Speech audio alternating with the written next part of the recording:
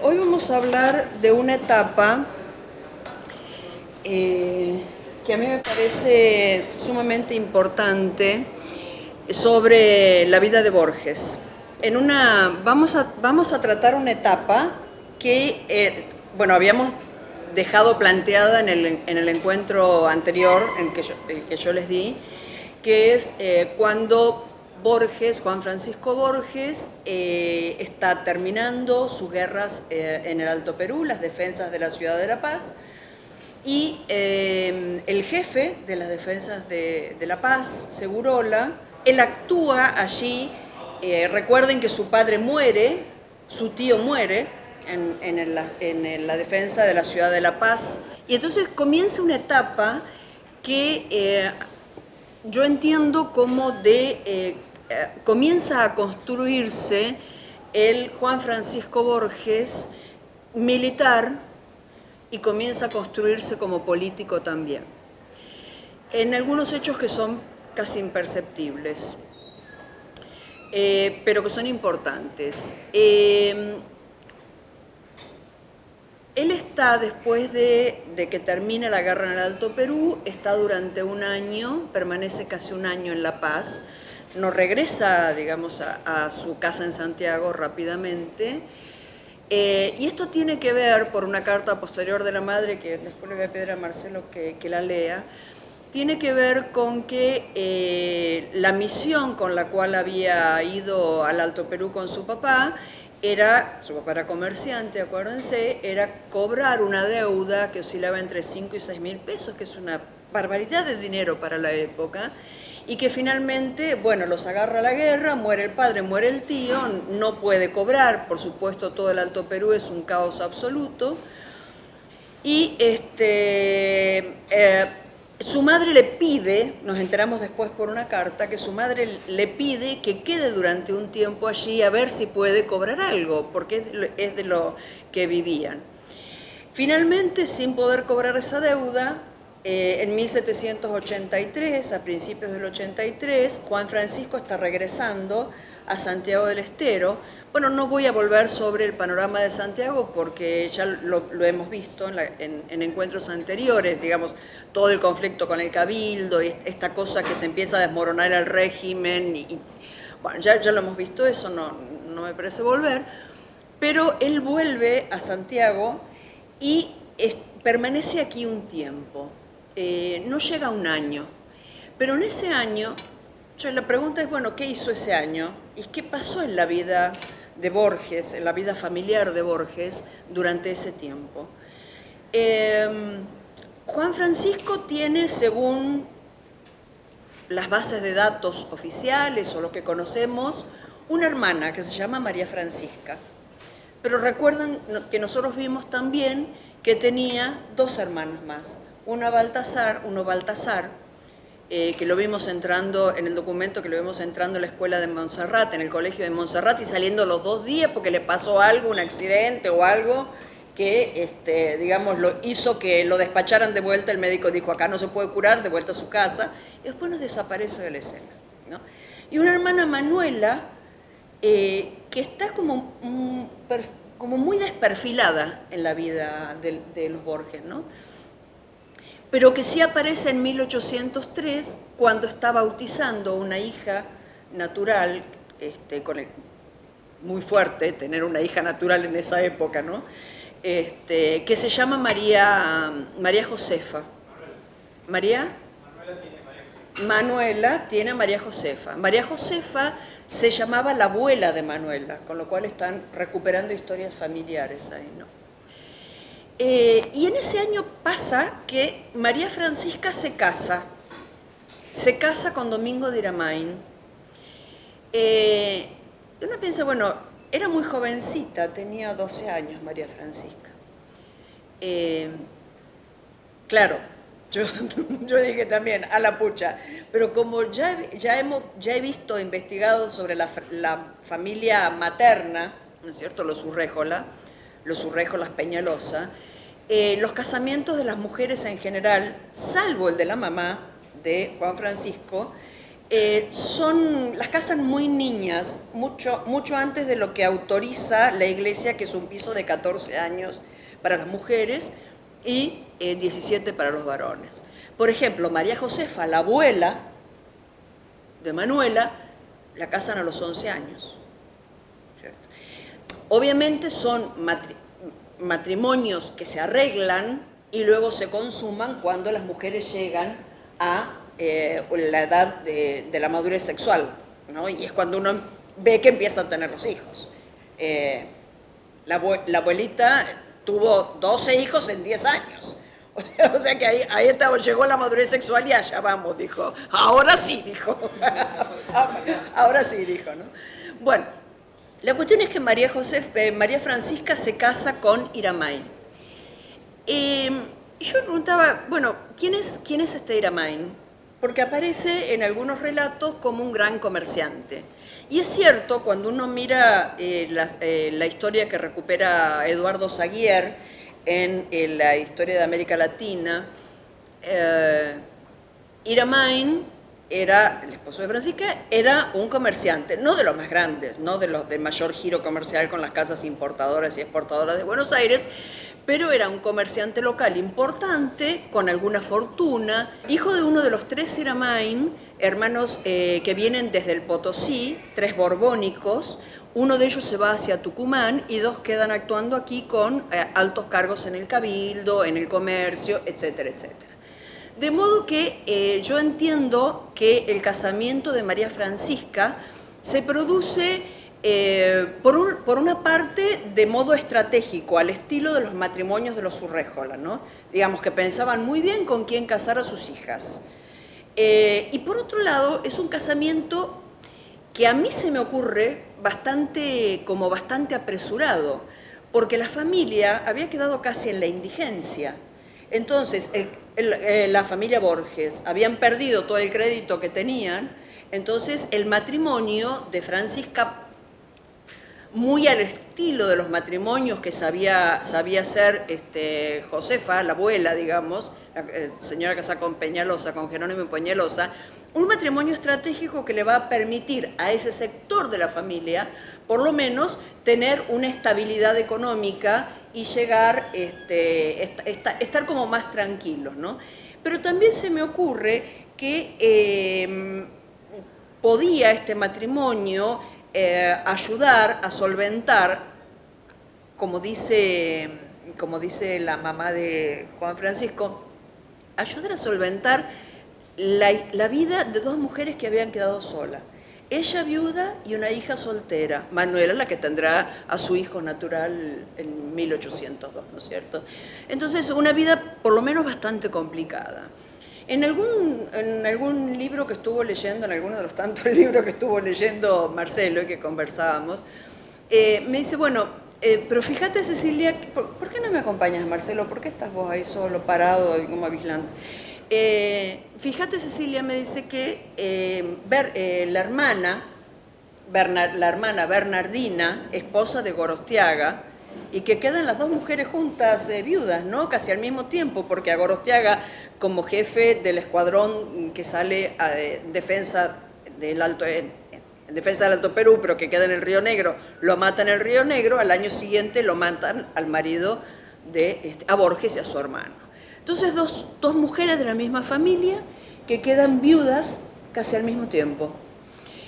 Pero una, la señora de Gorostiaga, que había, digamos, con un del capitán Gorostiaga, que ya había venido con una carrera militar muy importante, era un borbónico que hizo mucho dinero, venía ya con mucho dinero, pero hizo mucho dinero en Santiago, además cambió todos los muebles del cabildo, puso todos los escudos de armas del rey Carlos III, digamos, instaló el poder real en el cabildo de Santiago, unos muebles muy bonitos dicen que eran.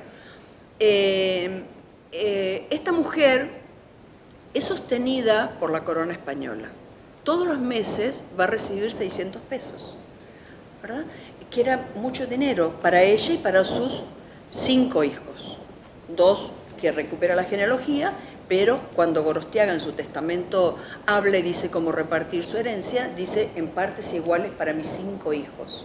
Bueno, nosotros conocemos 2, nada más. Ya en adelante aparecerán otros documentos que nos cuenten cómo se llamaban y quiénes eran esos otros hijos. Pero una cosa, al pie de página. El hecho, a mí me llamó mucho la atención cuando leí el testamento del capitán Gorostiaga, cuando dice que se reparta mi herencia por partes iguales entre mis 5 hijos. En esa época no era para nada habitual, existía la ley del mayorazgo, heredaba el mayor, y sin embargo, así es un espíritu muy progresista, muy de avanzada, él expresamente manifiesta que una vez pagadas todas sus deudas, se reparta por igual entre sus 5 hijos. Bueno, pie de página porque quedará para otra investigación. La cuestión es que Bernardina, según este documento que vos has encontrado, de esos 600 pesos, destinaba mensualmente 25 pesos para la mamá de Juan Francisco. Es decir, que de alguna manera esa hermana, que estaba mejor posicionada, en una actitud de género, solidaridad de género, y de causa. De causa, ¿no? Ayuda a esa otra hermana que está en la indigencia. Y decíamos también, bueno, no está apareciendo la familia Urréjola Peñalosa en su conjunto ayudando a Borges, a la mujer de Borges, sino está apareciendo una de las hermanas, solamente. Claro, no sabemos si la otra familia también ha actuado así, o si es lo que se ha visto, la punta del iceberg, esto es decir, bueno, de lo que yo recibo, una parte va para mi hermana que está viuda y bueno. Lo que sí, hay que decir una cosa, en el Cabildo del 10 hay un José Ignacio Urréjola, que es claro. Claro, es uno de los hijos, el cabildante, exacto, uno de los hermanos de Bernardina y de Manuela. Tío de Juan Francisco, que le va a hacer una batalla sorda a Juan Francisco Borges. Él es alcalde de la Santa Hermandad. Era terrible, era terrible. Además terrible. Era terrible, él estaba encargado de cobrar las finanzas. Y ya era un hombre grande en el 10, ¿no? Claro. Ya era un hombre grande. Sí, porque era uno de los más chicos, pero es quien va a seguir la carrera capitular del padre, pero encargado de cobrar para el cabildo. Y parece que no le perdonaba la vida a nadie. Entonces era un tipo temido y detestado por todo el mundo porque cobraba como sea, ¿no? Parecían los morosos incobrables, te diría. Era terrible. Cuando llegaba dice que todo el mundo se escondía. Bueno, y esto que le va a hacer la batalla sorda a Juan Francisco también cuenta en las diferencias familiares, ¿no? Claro, esto es muy interesante porque Juan, mientras Jos, siendo tío sobrino, sí, mientras Urréjola va ganando enemigos en el campo, en el gran territorio de Santiago del Estero, Borges va haciendo la contraria, va haciendo la política de ganar al amigo. Esto que hablábamos recién de formulaciones políticas, Borges va a intentar reclutar a toda esta gente a su propio favor. Y en el 15 y en el 16, en el primer y el segundo levantamiento, los tendrá como parte de su propio ejército. A esta gente que era enemiga de su tío, de Urréjola. Pero vos fíjate que cuando uno mira, hay uno de los Urréjola, bueno, me desvío un cachitito, ¿no? Pero viene al caso. Uno de los Urréjola va a vivir a Chile, sí, y se casa con una mujer de alta condición social, de apellido Leclerc, y tiene muchos hijos, al estilo de su padre, tiene muchos hijos.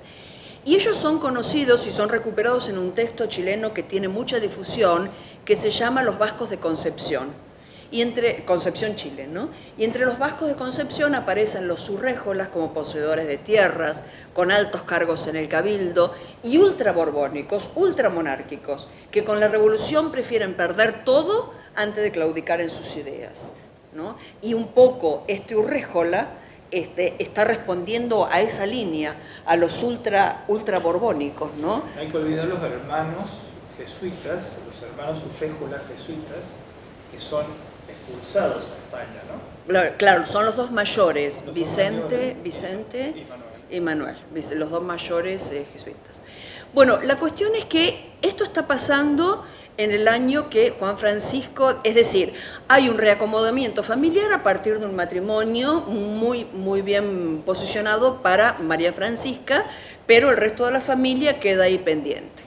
Mientras estaba aquí en Santiago y estaban teniendo lugar todos estos acontecimientos familiares que cambian un poco el curso de la familia, él recibe de España la confirmación del rey como capitán graduado de los ejércitos reales. En ese momento, porque bueno, Segurola le había dado, pero tenía que refrendarlo el rey, ¿no es cierto? Entonces, en ese momento recibe esa confirmación y con este documento parte a Buenos Aires, donde va a permanecer varios años intentando obtener un empleo en lo que él considera que es su profesión, el ejército, ¿no? Y hay allí dos cartas, tengo por aquí, perdonen, ¿no? Fíjate las dos cartas, pero hay dos cartas en las que él se dirige directamente al virrey, y este es otro dato, ¿no? Es decir, no hay una autoridad intermedia que los Borges, así como los Urréjola tampoco, reconozcan que no sea la máxima autoridad. Si tienen que pedir algo a la máxima autoridad en ese momento, el virrey, estaba Vértiz. Entonces él le escribe en el 85 y le dice, mire, a ver, necesito un empleo en el ejército, que es el espacio en donde a mí me han dado la titulación, el nombramiento. No tiene ninguna respuesta. Él sigue en Buenos Aires, muy bien, no sabemos haciendo qué, hay como unos baches ahí en esa historia, no sabemos qué está haciendo, ni cómo se gana la vida, posiblemente haciendo algunos negocios, algo heredado del padre, pero por ahora no sabemos muy bien. Y en el 87, en el 1787, vuelve a escribir al virrey y le dice, bueno, a ver, estoy en la ruina. Dice, ¿no es cierto? Pero, digamos, no es la carta textual, pero esa es la idea, mire, estoy en la ruina, hágame el favor, deme algo aquí, deme algo, algún cargo, algún empleo, dice él, o sea que ya estaba en ese momento dispuesto a aceptar cualquier empleo, y la respuesta es, porque dice, estoy en la ruina, no tengo con qué sustentarme, no tengo dinero, y la respuesta es que vaya a buscar al lugar, a La Paz, al lugar donde él había obtenido ese cargo de capitán graduado, que vaya allí de vuelta a su regimiento a buscar el empleo que estaba reclamando, que bueno, que en Buenos Aires no hay lugar para él. Yo creo que en este tiempo lo que se produce es un gran, esta ya es mi interpretación, ¿no? Es un gran desencantamiento, ¿sería la palabra o estoy inventando algo? Bueno, y si no invento, yo siempre invento palabras. Se produce esta cosa que, a ver, un muchacho muy joven, de 14, 17 años, peleando, perdiendo su familia, viendo muerte a su alrededor y habiendo servido a la causa del rey, cuando le va a pedir empleo al virrey, le dicen, señor, acá no hay lugar, váyase para allá a ver qué pasa, váyase al norte a ver qué pasa. Bueno, la cuestión es que él estaba con un esclavo, un personaje también que no sabemos de dónde sale, cómo llega a Buenos Aires, porque tenían que pedir autorización para salir, ¿no es cierto?, y para entrar. La cuestión es que él pide permiso para volver a La Paz y le dicen, bueno, usted puede ir, vaya, pero su esclavo se queda acá. ¿De dónde lo sacó? Era un esclavo. A ver, mucha explicación no puede dar. La cuestión es que el pobre esclavo se le queda ahí en Buenos Aires, le perdemos el rastro, y Borges va de nuevo a La Paz. Por la carta de la madre de 1789, 96, sabemos que él pasa por Santiago y que su madre le pide también que él vuelva a La Paz y que vea si puede cobrar algo de esa deuda. Porque es como que nos vamos enterando después, la carta de su mamá cuando él está preso, nos aclara muchos de los movimientos de Juan Francisco, ¿no? Él le pide, único hijo, sin padre, imagino que la obediencia a la madre debe haber sido muy fuerte, o por el menos el amor a su madre. Pero hay una cosa que... Déjame terminar. La madre le pide, y según ella manifiesta, le dice, hijo, vaya a La Paz y vea si puede cobrar algo para que podamos subsistir, ¿no? Es decir, que el retorno de Juan Francisco Borges a La Paz tiene este doble cariz. Por un lado, la búsqueda del empleo que él quería, porque él perseguía el empleo militar, para él estaba formado para eso, Pero por otro lado también esta petición de su madre que le dice vaya y ve a ver si puede cobrar algo, a ver si tenemos con qué sustentarnos. Sí. Y bueno, ahí lo dejamos en La Paz, de nuevo. Que a propósito de esto de los bienes que él quiere cobrar, él es un consignatario. Esto es muy interesante porque casi todas las casas comerciales, Alza, Chorena, Fragueiro, Belgrano, Pérez Bulnes, Belgrano, todos van a hacer consignaciones. No es que a la persona que le compran, por ejemplo, 100 bayetones o 100 ponchos o cueros. Exacto, se compra, en realidad se pone en consignación, en depósito. La consignación consiste en eso, el contrato de consignación consiste en el depósito y uno la lleva hasta el posible vendedor que existirá o no existirá. El riesgo lo corre quien deposita. El consignatario. Claro, el que deposita en las manos de Borges estos bienes. Entonces, todos los Borges quedan endeudados en 5.000, 6.000 pesos. Esto es muy interesante porque él viene con la cuestión esta del honor ante un montón de gente que queda deshonrado. La familia Borges y todo lo demás, porque no les paga lo que le han dado como bienes.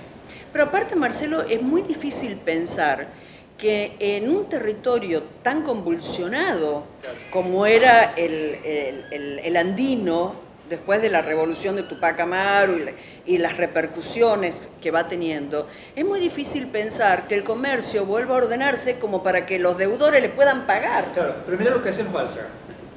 Juan Martín de Álzaga, que no era ningún tonto, iba a decir otra Gracias. cosa. Sí, estaba a punto de decir la verdad.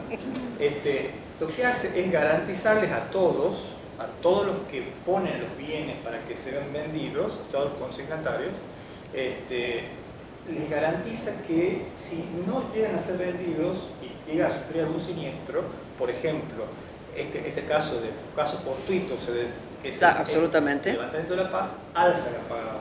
Álzaga tenía como responder, obviamente.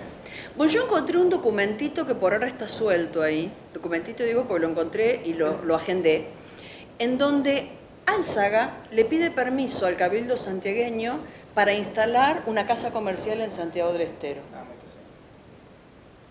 Lo agendé, digamos, porque no le seguí la historia, no sé si se instaló, si no se instaló finalmente.